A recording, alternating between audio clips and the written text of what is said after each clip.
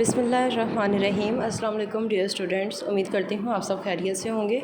किंगवे group of schools की तरफ से हम आपको ऑनलाइन लेक्चर्स भेज रहे हैं, जिसमें हमने जमात हफ्ता की जोग्राफिया को शुरू किया है। डियर स्टूडेंट्स, इसमें हम पढ़े हैं बाब नंबर 2, जो कि हमारे पास है अरियाँ कारी, जिसमें हमने अरियाँ कारी और उसकी बहुत सी इकसाम के बारे में पढ़ा है।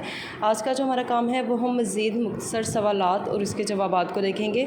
तो पहला जो आपका सवाल है उसमें हमने अमले फ़रसूदगी, अमले कटाव और तूदी ज़िया में डिफरेंस जो है उसको हमने बताना है, मतलब इन तीनों में क्या क्या फ़र्क पाया जाता है, इसका जवाब जो है वो हमने देना है। तो इसमें अमले फ़रसूदगी में चट्टानें टूटने के बाद दूसरी जगह मुंतकिल नहीं होती, और अमले कटाव में जो चट्टानें हैं वो टूट कर दूसरी जगह पर मुंतकिल हो जाती हैं। और तूदी ज़िया में हमारे पास क्या होता है कि ज़मीनी मवाद बुलंद सतह से नीचे की तरफ हरकत करता है, मगर इस हरकत की वजह ज़मीनी कशिश होती है। तो ये जो है ये तीनों की अपनी अपनी डेफिनेशन है और तीनों में डिफरेंस है ये। उसके बाद हमारे पास आएगा अमले कटाव और तूदी ज़िया के ज़राअत पर क्या असर होते हैं।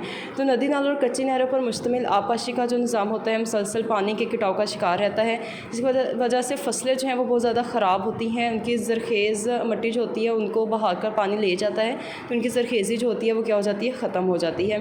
तो ये जो है ये आपका आज का काम है, आपने इसको याद करना है। Stay home stay safe.